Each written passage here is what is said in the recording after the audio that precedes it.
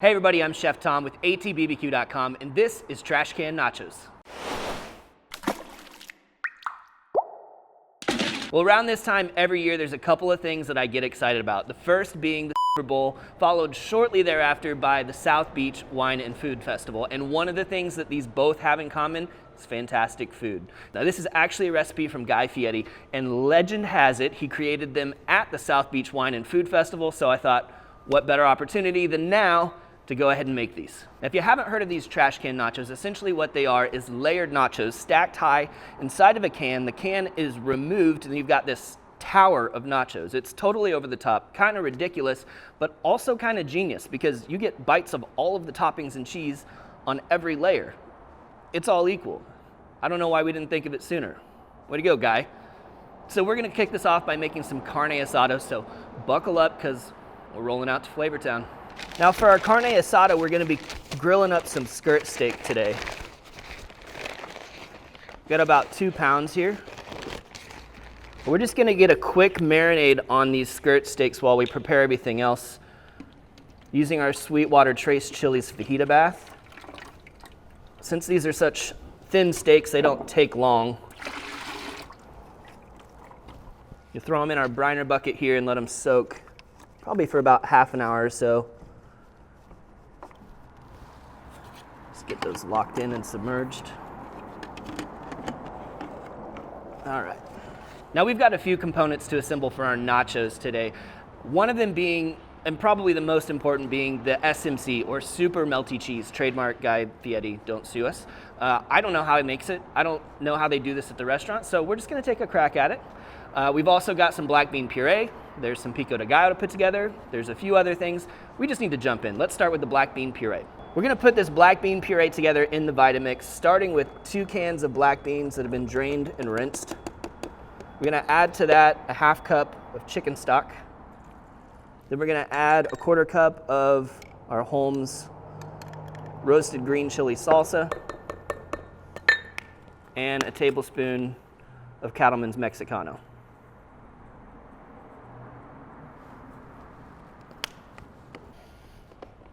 So we're just gonna blitz this and puree it all the way down. So as we're ramping up, if we need a little help, add just a little bit of water to thin this out.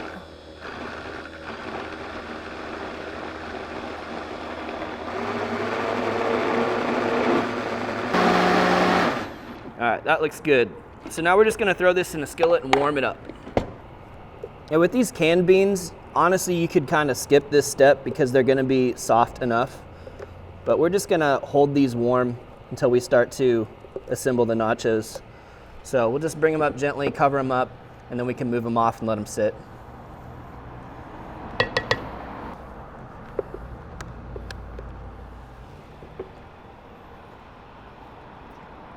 All right, let's move on to that super melty cheese. So we're gonna start off with 2 cups of half and half. Now we're gonna be using 3 different cheeses, well, 2 cheeses for sure and 1 cheese product, starting with some white cheddar. Then we've got the smoked Gouda, kind of gives it a signature flavor. We've got a little bit of processed white American, just Velveeta cheese product. Then we've got some hot sauce, a little bit of our jalapeno pickle juice, and some Worcestershire. So now that that cream is coming up to a boil, we're gonna start by adding in the American cheese product.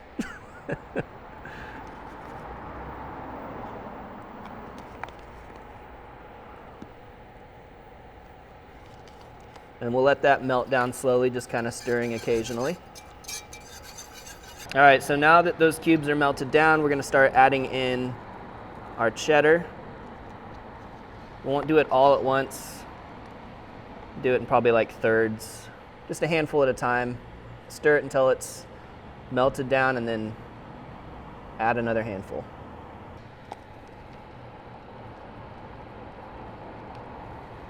And we do this just a little bit at a time so we don't drop the temperature of this drastically and make it hard for it to actually melt.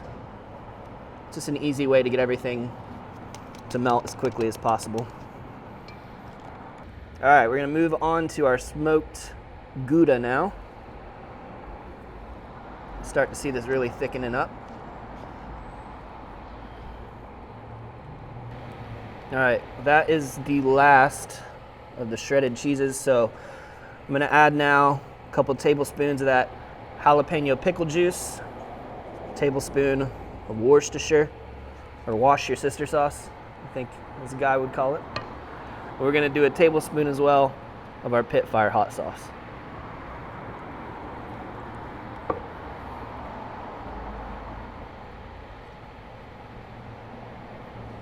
All right, let's get a taste of this and see how we did. So I think the consistency could be a little bit thicker, which means we just need to simmer this down a little bit, but it does coat the back of a spoon. That's pretty dang good. Yeah, I mean, there's cheddar in there, and you can tell the American kind of just makes everything creamy, but the Gouda is what you notice, and it's Gouda. It's pretty Gouda, especially with that Worcestershire. I like that little kick of Worcestershire. That's a nice note in there. So I'm just gonna turn this down to low. We'll let it thicken up a little bit. We'll move on to making some Pico. So I've already done the knife work on the Pico, so I'll just kind of call these out. We're gonna do a couple cups diced tomatoes, half cup red onion. Got a quarter to half cup of jalapeno, depending on how much you want. About a quarter cup of cilantro. Give this a squeeze of some lime juice.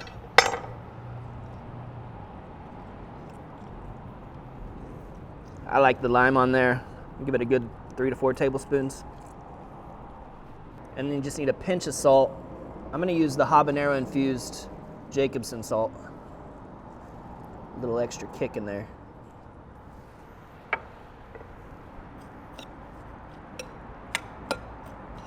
Super easy, nothing to it. Give it a mix, throw it in the fridge. The Pico, I won't give a taste test just yet because I know it's gonna get better as it sits for a little bit. So for now, we're gonna move back to the steak. We're gonna get it prepped up and ready to go on the grill. All right, so we're just gonna wipe off the excess moisture as we pull this out. I think I'm actually gonna cut these down just to make them a little bit easier to grill. We'll just slice them right in half.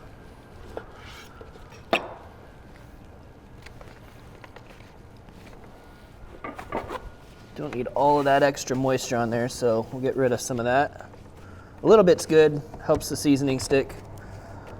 A lot's bad because it kind of just sloshes off. All right, so we're gonna hit this with some of the Mexicano that we used earlier. Thin piece of meat, so we don't need to go too heavy. I'm gonna kick up the spice level just a little bit with some of our Cattleman's Carne as well. Not as much salt in this, just a good amount of heat. Of course, we could put salt and pepper on these and they'd still taste great after that marinade. But as one small component of this nacho, we definitely want to do a little flavor punch. Let you know you're eating carne asada. All right, that is all we need before we head to the grill. And today we're gonna be cooking on the Yoder Smokers YS640S pellet grill. We're running it at 450 degrees right now. The diffuser plate is out and we've got grill grates in place to grill these steaks. All right, so we're gonna go over direct flame here.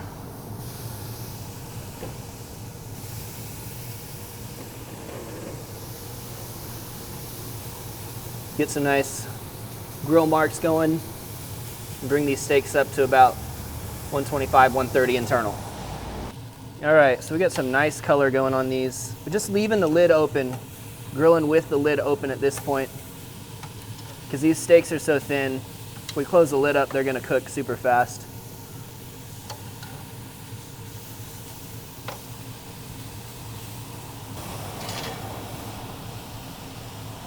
All right, these thinner ones are kind of coming up to temp now, so I'm gonna go ahead and pull that off. See this thick one, probably lagging behind a bit. Yeah, we can go another 20 degrees on those. Getting close on some of these.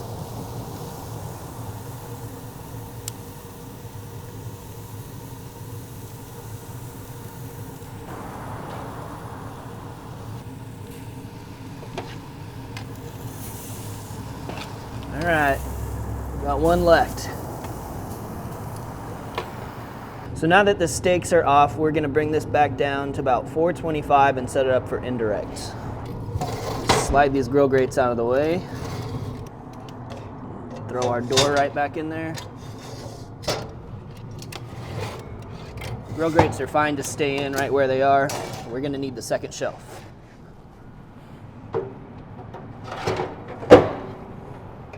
All right, we've given the flank steak a little rest.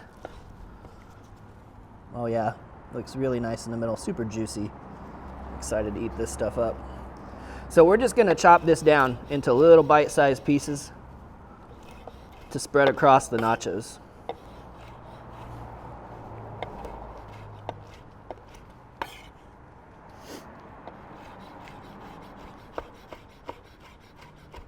So let's get a taste of this.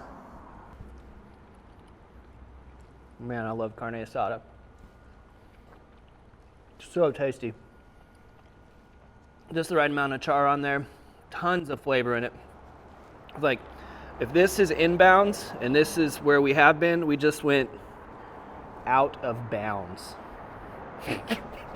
Now, I've heard it said that these nachos are actually layered and warmed up in the trash can. And I'm sure that's partially true, but I think for us, what we want to do to accomplish this feat is first we're going to start on a sheet pan. Get about a pound of corn tortilla chips, spread these out, and we're going to add our meat, our beans, our cheese, and warm it all up on the grill like this and then layer it into the can. All right, so let's start by adding some of the carne asada.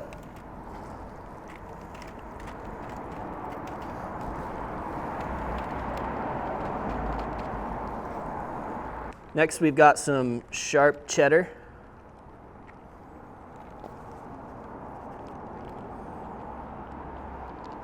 Couple cups of that cheddar in there. Let's get our beans. Now you could totally just do whole black beans. The puree is not a necessity.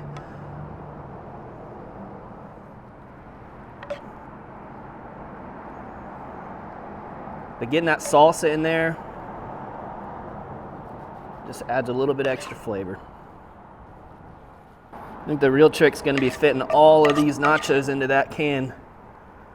But we're gonna make it happen. All right, last thing before we hit the grill is some of that super melty cheese.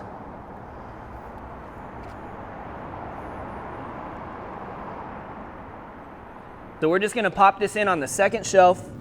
We're running at 425 now. Just looking to warm everything up, start to melt down that cheddar cheese. Well, these are looking great. We got that cheddar melted all the way through. Been on for about 20 minutes now. So we're gonna pull those off. Our SMC's just staying hot down here. Let's go build our trash can nachos. All right, so that can I've been talking about, our trash can, here it is. We just bought a big thing of pickled jalapenos because we go through them anyway. Cut the bottom and the top off. And that's how we're gonna assemble our trash can nachos. Now before we start stacking the chips in there, we're gonna get a little bit of cheese on the bottom. Kind of just cover the surface area there. Now this part might get a little bit messy. Gotta start stacking in layers of our nachos.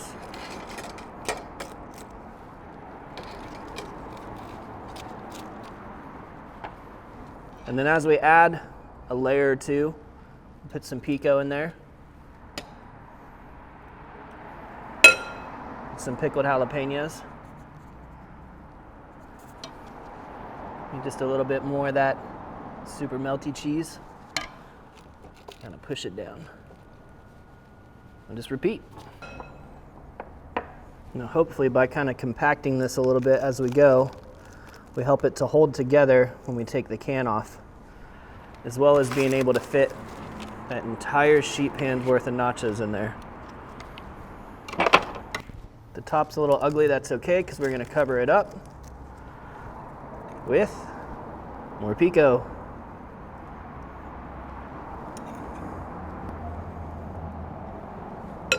More jalapenos. And more super melty cheese.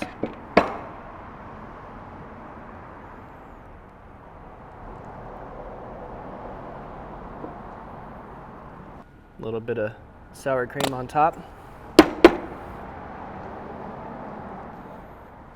All right, time to go for it. Give it the wiggle.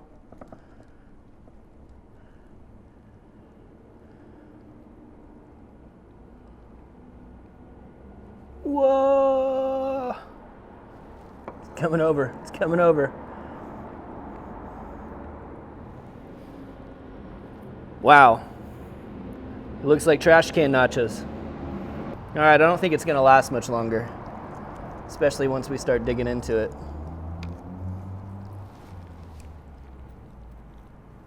I think you just gotta go in full force on this one.